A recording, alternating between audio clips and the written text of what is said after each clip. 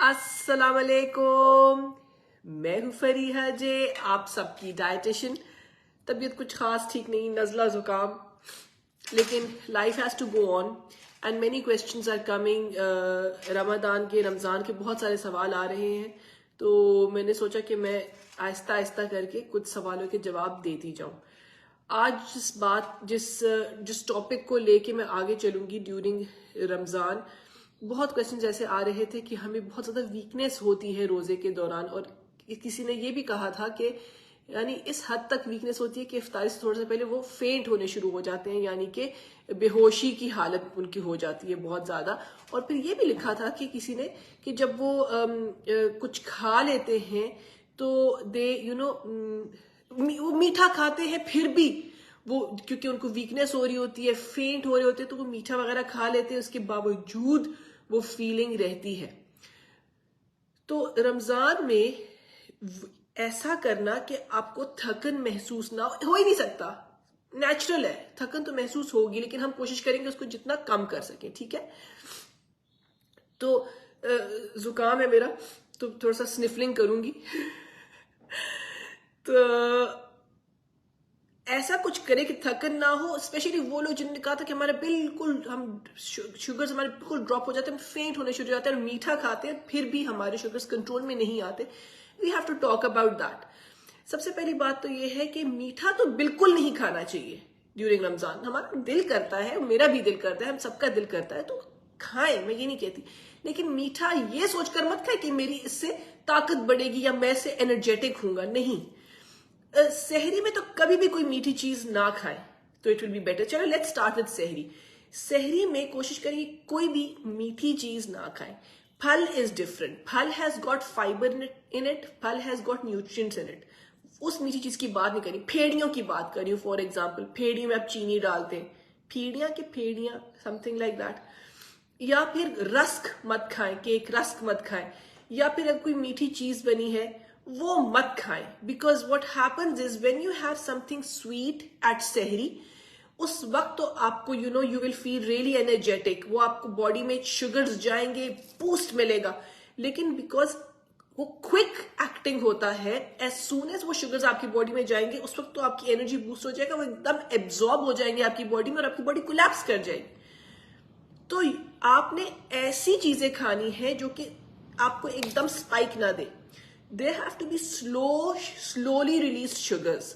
तो कोशिश करें कि शुगर उस सूरत में खाएं, यानी कि रोटी खाएं, होल ग्रेन खाएं, सीरियल खाएं तो ओट्स खाएं, वो डब्बे वाले सीरियल्स मत खाएं।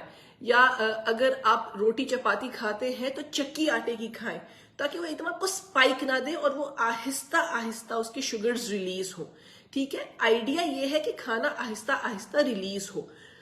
कोई भी मीठी चीज खाएंगे वो रिलीज शुगर तो होगा, लेकिन एकदम आपको ठप आपकी एनर्जी ड्रॉप भी हो जाएगी। एनर्जी को बरकरार रखने के लिए आपको कार्बोहाइड्रेट्स के साथ किसी ना किसी किस्म का प्रोटीन ऐड इन करना होगा, और किसी ना किसी किस्म का हेल्थी फैट्स की मैं अक्सर बात नहीं करती, क्योंकि हमारी हर चीज या तली होती है या हम थोड़ा सा फ्राई करते हैं तो ऑयल मिल ही जाता है उसमें। लेकिन आप कोशिश करें कि कोई ना कोई प्रोटीन जरूर शामिल करें, यानी कि कोई दाल हो गई, पिछली दिन की पड़ी हुई दाल हो गई, चिकन हो गया, शामी कबाब हो गया, अंडा हो गया, कोई ना कोई प्रोटीन के साथ ऐड करें। और हो सकता है तो नट्स भी ऐड करें, क्योंकि आपके हेल्थी फैट्स भी हो जाएंगे और आपका वो प्रोटीन भी हो जाएगा। So the important thing is आपने क्विक एक्टिंग कार्ब्स नहीं खाने सहरी पे।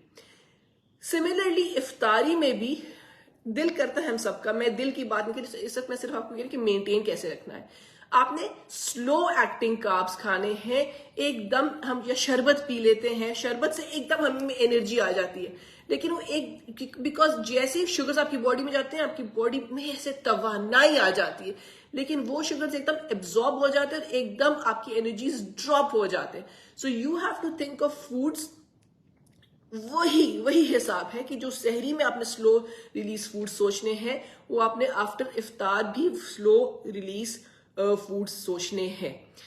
एज फार एज स्पेसिफिकली जब मैं सहरी की बात करती हूँ क्या होना चाहिए, या मैं इफ्तार की बात करती हूँ, तो वीडियोस रिलीज हो चुकी हैं, आप please find them out on my YouTube, on my TikTok, on my Facebook page. सहरी और इफ्तार, आइडियल सहरी और आइडियल इफ्तार की वीडियोज है। होता यह है कि जब हम सहरी करते हैं तो हमारे ग्लाइकोजन की फॉर्म में हमारे एनर्जी स्टोर होते हैं, ठीक है।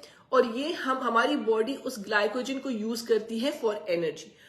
7-8 घंटे बाद वो ग्लाइकोजन खत्म हो जाता है और फिर आपने देखा होगा अगर फॉर एग्जाम्पल 5 या 6 बजे के, फॉर एग्जाम्पल 5 बजे सहरी हो रही है, I am just giving an example, 6, 7, 8, 9, 10, 11, 12, 1, सो दोपहर के 1-2 बजे आपको जरा थकन फील होने शुरू हो जाएगी क्योंकि आपके ग्लाइकोजन स्टोर्स खत्म हो गए होंगे।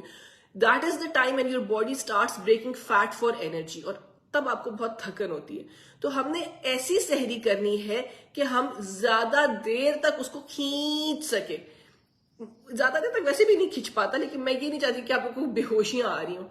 तो यू हैव टू, जब आपके ग्लाइकोजन स्टोर्स खत्म हो जाए उसके बाद बॉडी फैट को ब्रेक डाउन करती है और फिर उस तरह से हम थोड़े से लेजी, क्योंकि that's a very difficult process for the body to manage.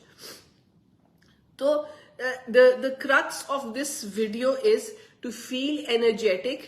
Just think about slow release carbohydrates both at सहरी and इफ्तार, और ऐसी चीजें मत खाए जो कि एकदम एब्जॉर्ब हो जाए, जो आपको एकदम एनर्जी दे और आपकी एनर्जी उसके बाद एकदम ड्रॉप हो जाए। जाते जाते कुछ एग्जांपल्स दे दूंगी। जूसेस वगैरह उसमें शामिल हैं जो कि आपको एकदम एनर्जी देंगे, एकदम ड्रॉप भी देंगे आपकी एनर्जी में। तमाम मीठी चीजें इसमें इन्वॉल्व है, यानी कि खीर, हलवा जो भी बना है, एकदम एनर्जी बूस्ट होगी, एकदम ड्रॉप भी होगी।